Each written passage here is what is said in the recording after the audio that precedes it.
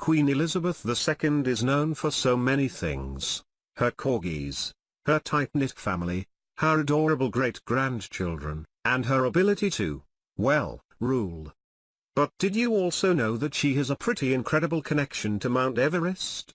While she didn't actually make the trek with a backpack of gear and a Sherpa in tow, she was part of one of its most historic moments. All the way back in 1953, a few days before the Queen's coronation, Mount Everest, or the roof of the world, had yet to be successfully climbed by anyone. Many people were desperate to become the first to reach the summit at a whopping 29,035 feet above sea level, the highest point on Earth, and journalists were constantly waiting to be the ones to break the story when it did happen.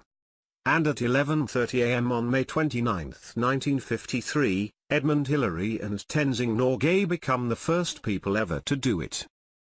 Hillary, which the mountain's infamously dangerous Hillary Step is named after, was from New Zealand, and Norgay was a Sherpa from Nepal. While neither man was from Britain, they were both part of a British hiking expedition.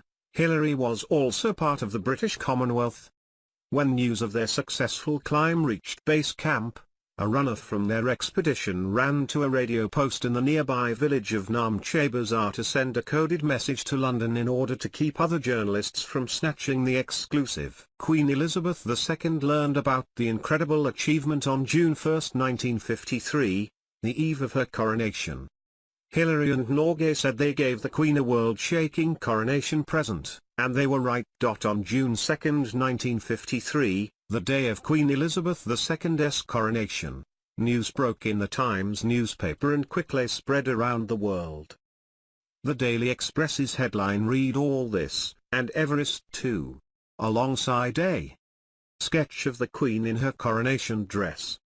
Newspapers were handed out among the thousands of people who flooded the streets of London to see their new Queen, and Britain celebrated the success as a good omen for the country and an amazing start to a new monarchy.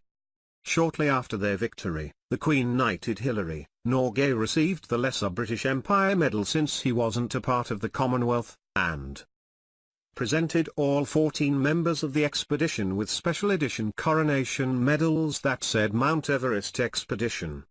So if you thought Queen Elizabeth II and Mount Everest would never belong in a sentence together,